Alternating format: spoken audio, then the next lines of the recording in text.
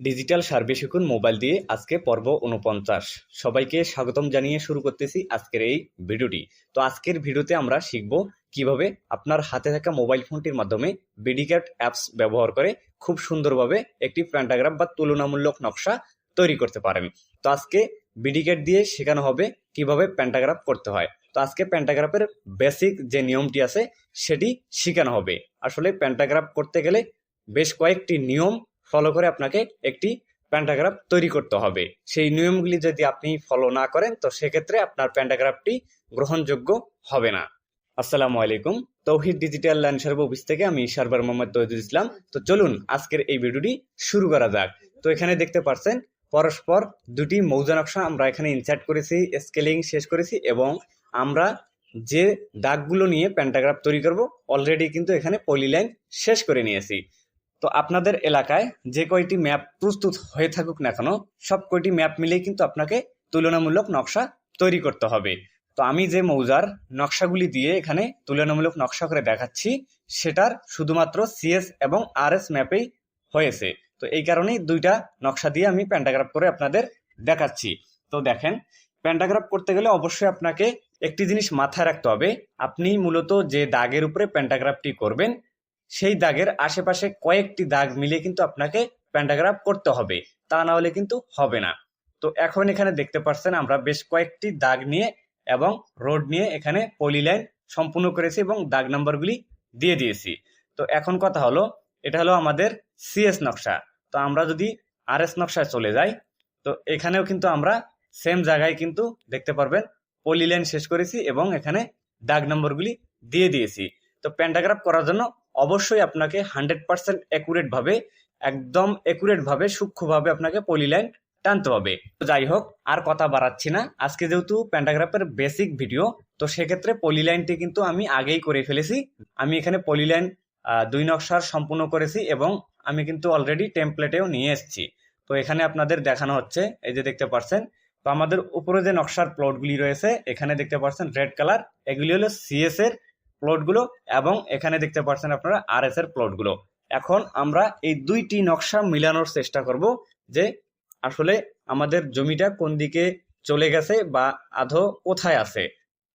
তাছাড়াও আমরা নতুন দাগ থেকে পুরাতন দাগগুলি কিন্তু এখানে খুব সহজেই দেখতে পারবো। তো আমরা আগামী পর্বে দেখাবো কিভাবে আপনারা খুব সুন্দরভাবে এবং খুবই শর্টকাটে প্যান্টাগ্রাফ করার জন্য পলিলাইনগুলি টানবেন এবং পলিলাইন টানার পর কমপ্লিট একটি প্যান্টাগ্রাফ রিপোর্ট তৈরি করবেন।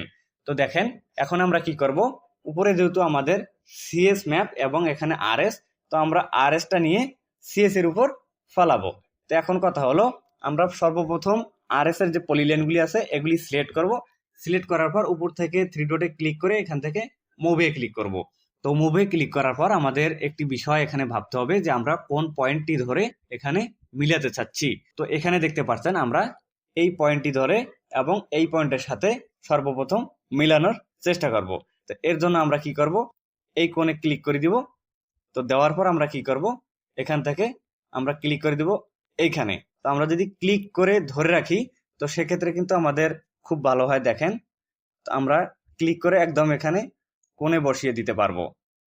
তো দেন এখান থেকে আমরা যখন ছেড়ে দিলাম, দেওয়ার পর উপর থেকে টিক মার্ক দিয়ে দিবেন। দিয়ে দেওয়ার পর আমরা যদি এখন দেখি যে আমাদের লাইনগুলি আসলে একুরেট হয়েছে কিনা। তো এখানে যে সিস্টেমটা আমরা দেখতে পাচ্ছি মোটামুটি কিন্তু আমরা একবারে বসিয়ে দেওয়ার ফলেও কিন্তু আমাদের লাইনগুলি খুবই সুন্দরভাবে মিলেছে, যা অন্য নকশায় কিন্তু এভাবে মিলে না। তো দেখেন, এখানে আপনাদের কিছু জিনিস লক্ষ্য করতে হবে। আসলে এখানে নকশার উপর নকশা ফলাইলে কিন্তু প্যান্টাগ্রাফ হবে না।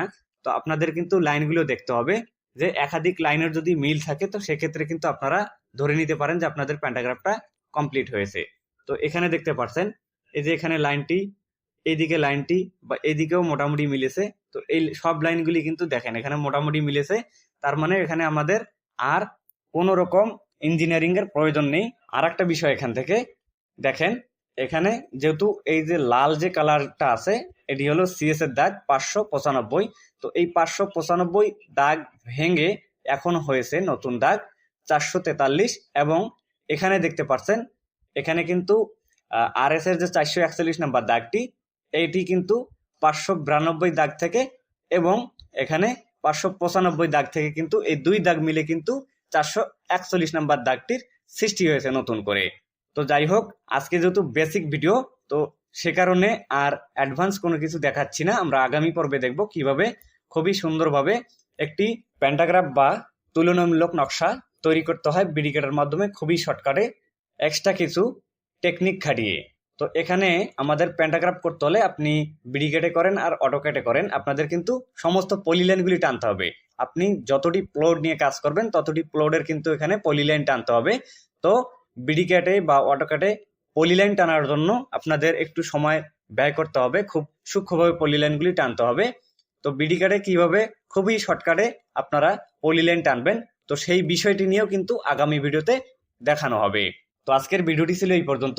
ভিডিওটি ভালো লাগলে ভিডিওতে একটি লাইক দিয়ে দিবেন, শেয়ার করে রাখতে পারেন, পরবর্তীতে আপনার কাজে আসতে পারে। তাছাড়াও আমাদের পেজে নতুন এসে থাকলে অবশ্যই পেজটিকে ফলো করে রাখবেন। সেই সাথে আপনি আমাদের ইউটিউব চ্যানেলেও যুক্ত হতে পারেন। আমাদের ফেসবুক পেজের পাশাপাশি আমাদের ইউটিউব চ্যানেলেও কিন্তু প্রতিনিয়ত ভিডিও আপলোড করা হয়। তো সেই জন্য আমাদের পেজের পাশাপাশি আপনারা ইউটিউবেও যুক্ত হতে পারেন। ধন্যবাদ।